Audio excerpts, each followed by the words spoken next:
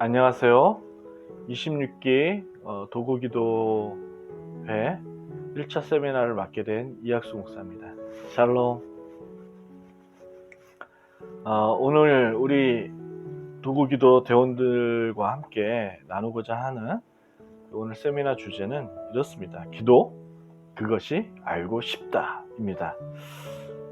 우리 성도님들 평생 동안 기도 열심히 해오시고 계시죠. 우리 한국교회는 그 어떤 다른 나라들, 기독교 나라들보다 더 많은 기도들을 해왔고, 기도에 대한 중요성을 절실히 잘 이렇게 이해하고 또 그것을 실천하며 사는 우리 민족이 아닌가 생각이 듭니다. 그러나 실상 성경이 요구하는 기도가 무엇인지를 모른 채 어찌 보면 이제 이방 종교들처럼 기도하는 모습들을 많이 이렇게 보게 됩니다. 내가 지금 현재 기도하는 것이 어떤 내용인지도 모른 채 그냥 막 주원무원하거나 막 이렇게 알 수 없는 소리를 내면서 막 기도하는 그러한 경향들을 많이 보게 되는데, 우리 기도는 그런 것들이 아니라는 것이죠. 우리 기도는 명확하게 의도가 있습니다. 주님께서 우리에게 기도를 요구하신 것에서는 하나님께서 그 기도를 통해서 우리에게 바라는 것이 있기 때문에 우리에게 기도를 하라고 말씀하신 거 아니겠습니까? 따라서 오늘 세미나를 통해서 성경이 우리에게 요구하는 기도의 태도를 깨닫고 또 그 깨달음을 통해서 다시금 하나님의 나라를 보게 되고 또 그 그리스도 우리 주 예수 안에서 우리 모두가 응답받는 그런 기도를 할 수 있는 시간을 가지고자 합니다. 자, 그러면 먼저 주님께서 우리에게 기도를 하라 요구하시고 그 기도를 통해서 우리가 도전받고 깨닫기를 원하는 것은 다름 아닌 기도는 성도의 특권이라는 것이죠. 기도는 하나님 자녀만이 갖는 영광된 행동이라는 것입니다. 여러분 믿으십니까?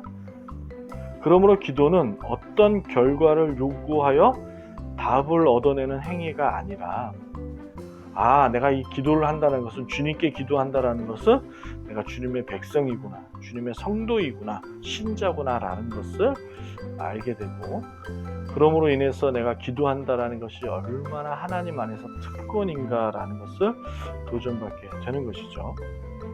하나님께 기도로서 나를 설명하고 내 죄악을 하나님께 변명하고 매달리는 행동이 기도라는 것입니다. 여러분, 하나님의 피조물인 우리가 감히 하나님을 거부하고 거역하지 않았습니까? 거기다 불순종까지 했죠. 그리고 하나님이 창조한 세계를 훼손했을 뿐만 아니라 온 세상을 죄악된 세상으로 만든 사람들이 존재가 우리들이라는 거죠.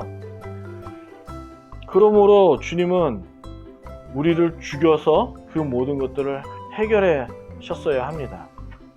그런데 주님은 우리를 죽이지 아니하시고 긍휼한 마음으로 우리에게 자비를 베풀어 우리를 구원하시기로 하신 것이죠. 또한 하나님의 섭리와 통치가 신자 안에서 이루어지도록 우리 안에서 은혜를 베풀어 주셨습니다.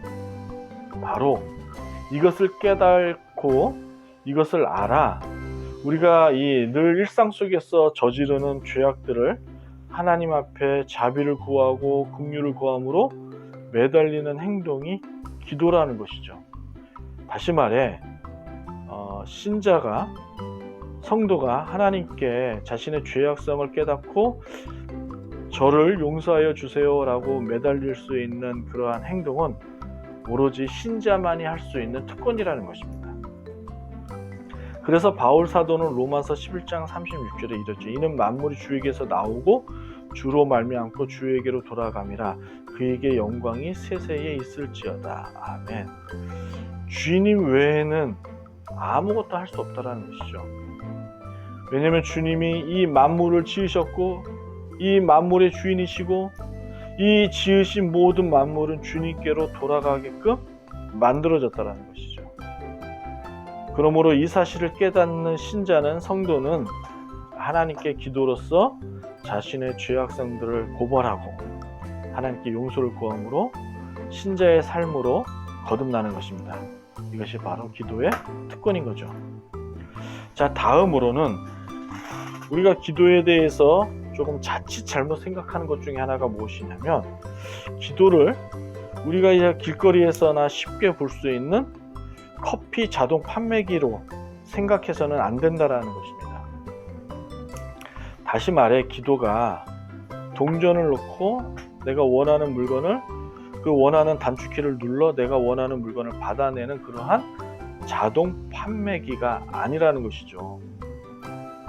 예를 들어 볼게요. 여러분, 복음서 마가복음 9장 29절에 이런 말씀이 있죠. 기도 외에 다른 것으로는 이런 종류가 나갈 수 없다라고 하신 이 말씀이 주님께서 기도하면 다 된다라고 가르치시기 위한 의도로서 이 말씀을 하신 것이 아닌 거예요.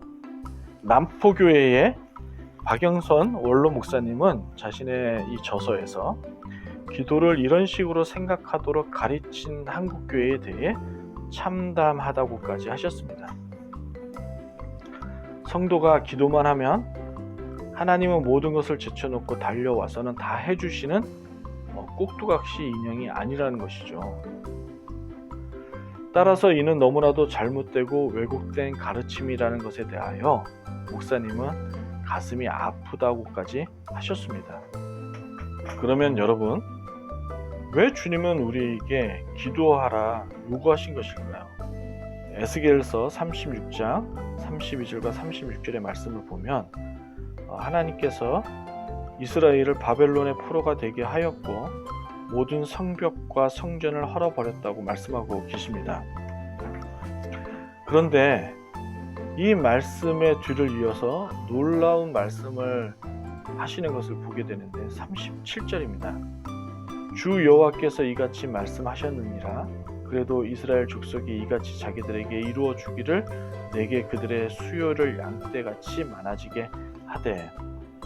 지금 이 말씀이 무슨 의미냐면요, 하나님의 말씀에 불순종하고 거역한 이스라엘 백성들을 하나님께서는 진멸하시기로 파멸시키기로 작정을 하셨죠.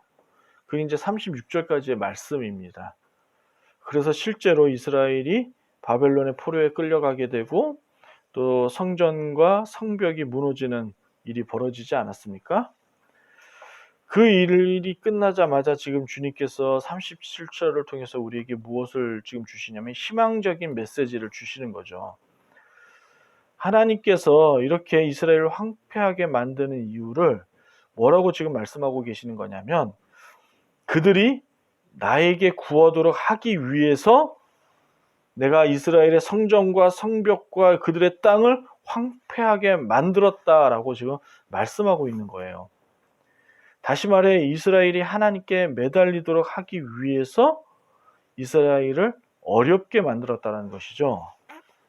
즉, 주님께서 우리에게 기도를 요구하시는 이유는 주님만을 보라고 하기 위해서인 거죠. 주님만을 바라보고 주님께 매달리고 오로지 주님을 위해서 살아가는 삶이 되라고 우리에게 기도하라 요구하신 것입니다. 사실 이 당시 이스라엘 백성들은요, 복을 받을 만한 처지에 있지 않았죠. 오히려 이들은 수치와 부끄러움을 당해야만 하는 것입니다. 애굽의 노예 신분에서 자유인이 되게 하셨고 왕국을 세워 그곳에서 풍성하게 살도록 주님은 배려하셨죠. 그래서 하나님은 이스라엘을 바벨론의 포로가 되게 하셨고 그 땅을 황폐하게 만드신 것이었습니다. 그러므로 이스라엘은 다시금 주님께로 돌아와 회개하며 주님께 도움을 청해야 하는 것이 맞는 것이죠. 따라서 기도는 근본적으로 하나님 도와주세요 라고 아뢰는 것입니다. 우리 자녀들이 자신들이 스스로 무엇을 이렇게 해보려고 하다가 끝내 자신들의 한계점을 알고 그 일들이 이렇게 이제 안 되는 경우 그들이 하는 행동이 있지 않습니까? 뭡니까? 엄마, 아빠 도와주세요 이렇게 말하는 것처럼 우리 신자도 하나님께 도움을 청해야 된다는 겁니다. 그래서 기도는 무엇이냐? 하나님, 내가 주님 앞에 죄를 짓지 않도록, 내가 더 이상 하나님 앞에 범죄하지 않도록 주님 저를 도와주세요 라고 기도해야 하는 것이 맞다라는 것이죠.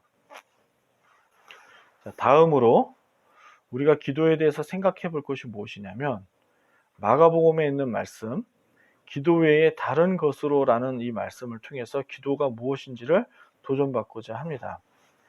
이 마가복음에서 주님께서 기도 외에 다른 것으로 라고 하신 말씀은 기도하지 않으면 아무 일도 일어나지 않는다가 아니죠. 그런 일은 하나님만이 하실 수 있다라는 의미로서 우리에게 가르쳐 주신 것입니다. 기도하면 문제가 해결된다는 것이 아니라 하나님 외에는 아무도 그 일을 할 수 없다가 기도의 핵심이 되는 것이죠. 귀신을 쫓아내는 예수님을 제자들이 보고는 조용히 예수님께 다가가 묻습니다. 주님, 어째서 우리는 귀신을 쫓아내지 못합니까? 주님의 대답이 이렇습니다. 기도 외에 다른 것으로는 이런 종류가 나갈 수 없다고요. 예수님께서 이렇게 말씀하신 의도는 기도를 통해 예수님의 능력이 제자들에게 이양이 되어서 그 이양된 능력을 가지고 귀신을 쫓아낸다는 의도로서 말씀하신 것이 아니라, 모든 역사에 주님이 직접 그 일을 다스리고 간섭하고 계시다라는 것을 기도 외에라는 말씀으로 표현하신 것이죠.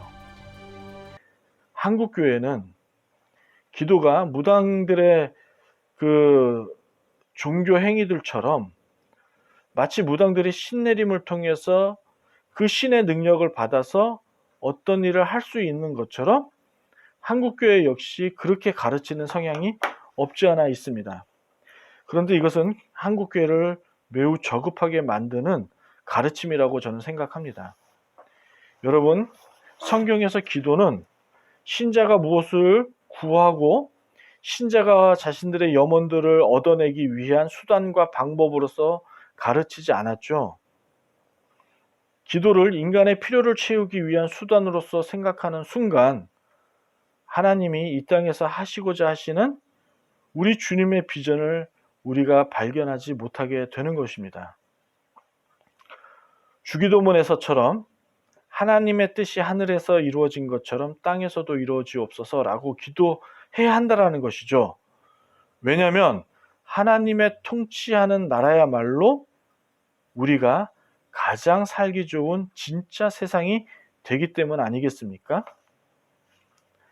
그러므로 기도라는 것이 성도의 자랑거리가 아니라는 겁니다. 기도를 통해서 무엇인가를 생색내거나 의시되기 위해서 하는 종교적 행위가 아니라는 거죠. 오로지 주님의 힘으로만 살아가는 성도의 삶의 모습을 기도로서 보여주어야 한다는 것입니다. 여러분과 저는요, 지금까지 살면서 주님이 나를 어떻게 업어오셨고, 어떻게 안아오셨고, 어떻게 나의 삶에 간섭해 오셨는지를 너무도 잘 압니다.